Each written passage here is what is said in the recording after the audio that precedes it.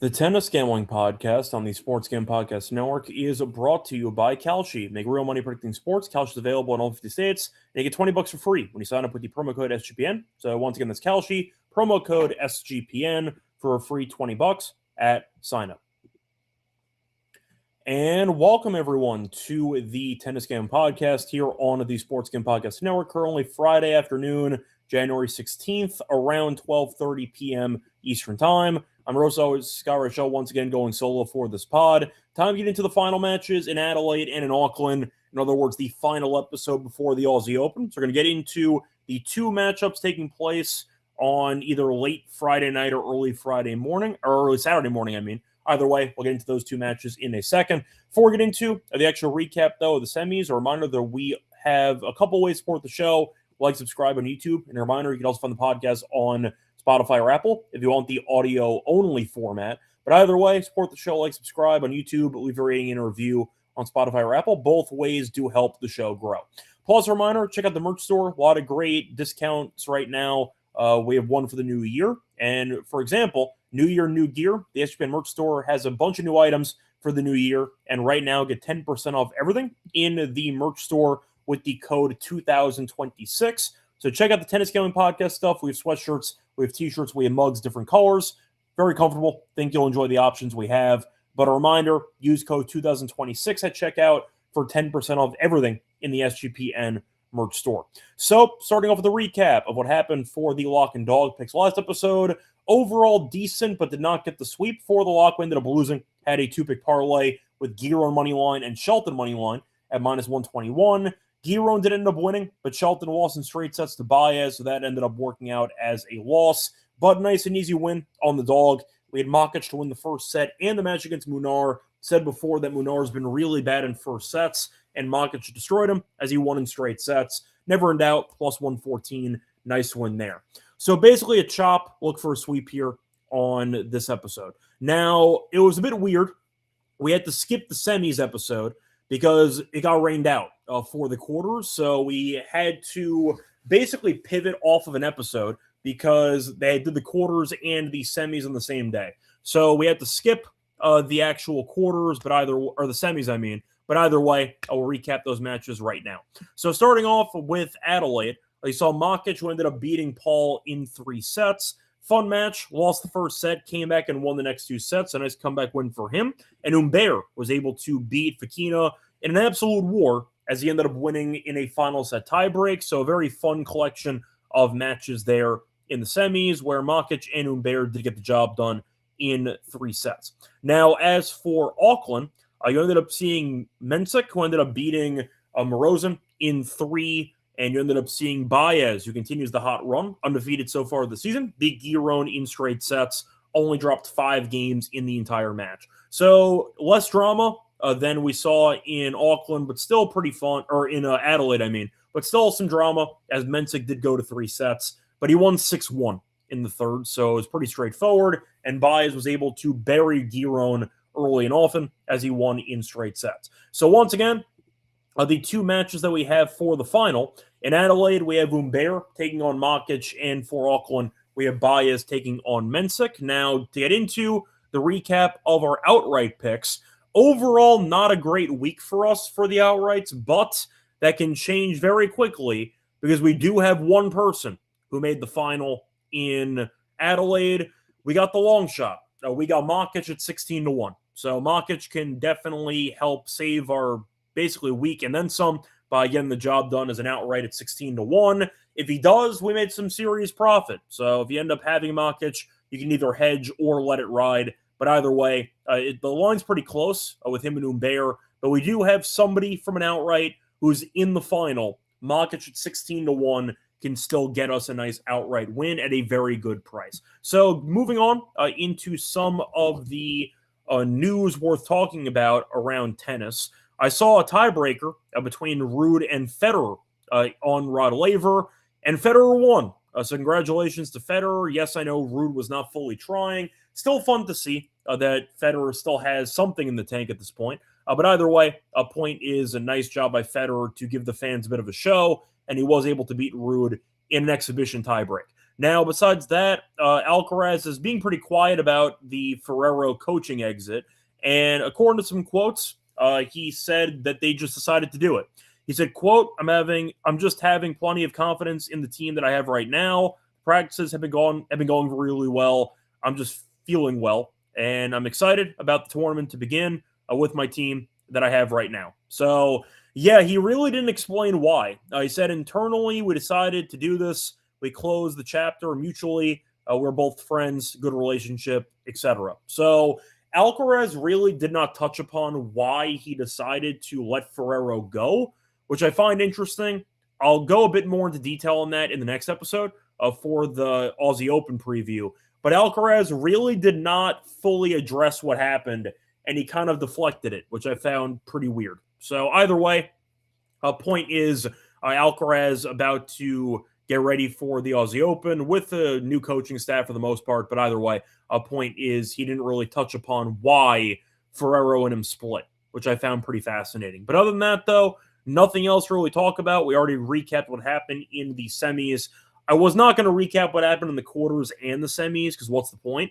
But either way, you had a couple of fun three-setters, and you had Baez, who continues the dream run as he destroyed Giron, only dropping 5 games in that match. Anyway, it's going to wrap it up for the recap.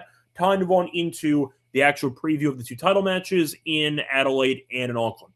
Before we get into the 2 matches, a reminder they're brought to you by our sponsor, which is Avo. So you want to make some money betting on sports with Avo. It's a great sports betting tool that helps you make a profit every time you decide to place bets with arbitrage and with plus EV opportunities, faster than the competitors as well. And if you are new to arbitrage, that's fine. They have video step-by-step guides to help you understand the concept and help you make some money. But if you want to check out Avo, once again, that is AVO. Go to avo.bet. Use the code SGPN for $18 off your purchase. That's avo.bet, code SGPN, for $18 off your purchase. We're also brought to you by Kalshi, a real money prediction market available in all 50 states. Trade tons of markets in sports, the NFL, college football, college basketball, NBA, NHL, and more, plus trade props like first touchdowns. Besides sports, they have other options for you. They have politics, entertainment, and even weather. So check it out. And a reminder, if you are new to Kalshi, new customers get a nice deal with us. Get $20 for free when you sign up with the code SGPN. That's Kalshi, Kalshi, code SGPN for free $20 at sign up. Welcome back, everyone, to the Tennis Game Podcast. Finished going through the recap of the semis. Time to run into the actual matches for the finals in Adelaide and in Auckland. So starting off with the first match on the card, we're going to go with Auckland first. For the schedule, just to be clear, the Baez-Mensik match starts at around 8 p.m., and the Adelaide match starts at around 10:30. So once again, or 11:30. So you do have a bit of a gap there between Auckland and Adelaide. So starting off with the Baez match against Mensik. Mensik's a decent favorite, minus 230. Baez is around plus 200. For the spread, I see minus 3.5 for Mensik, plus 3.5 for Baez, minus 132 on the plus games for Baez. And the over-under in games is set at 22.5. Now, for the head-to-head history, there is none, so nothing to talk about there. Baez, though, has been on fire so far this season.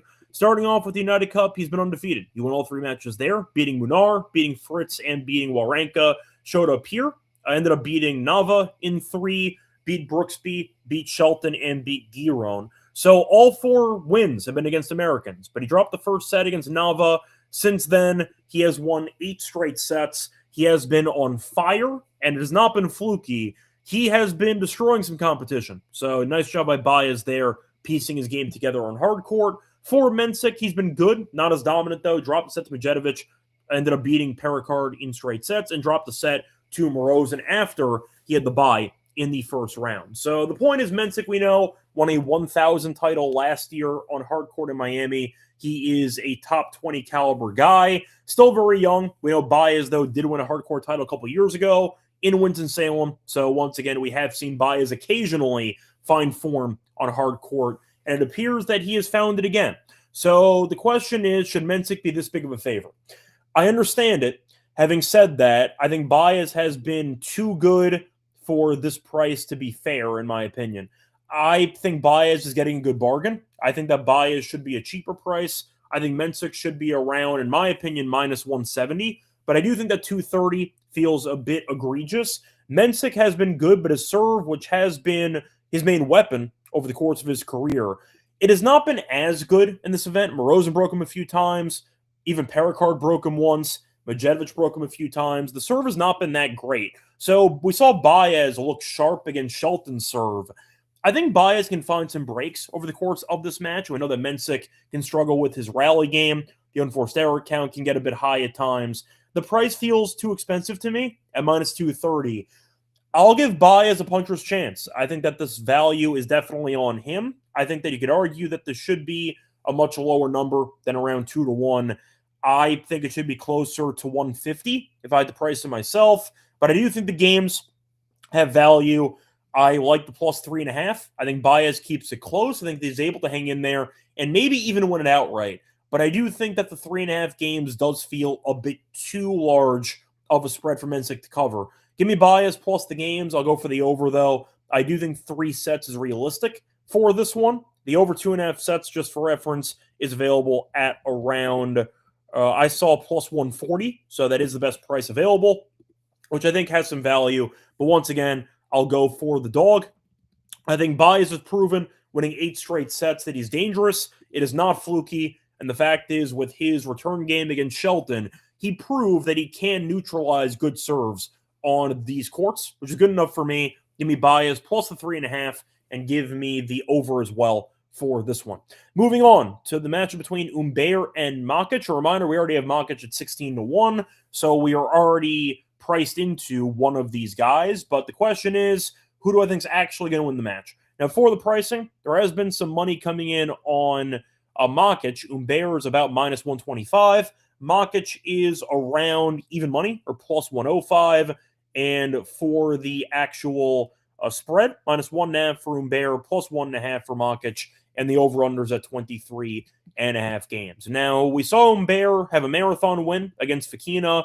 We also saw Makic win in 3 against Paul, but that was the first match on the card. So the Fekina and Humbert match ended at around, I'd say, 6:30 a.m., so a little bit less time to recover, but then again, still a decent amount of time, finishing at about 6 a.m., and Humbert Makic is taking place at around 11:30. So still a decent amount of time off, basically 17 hours of recovery. I think Humbert should be fine. Now, they faced off before in Tokyo in 2024. Humbert did win in 3 on hard court. Humbert, though, has been good in the event.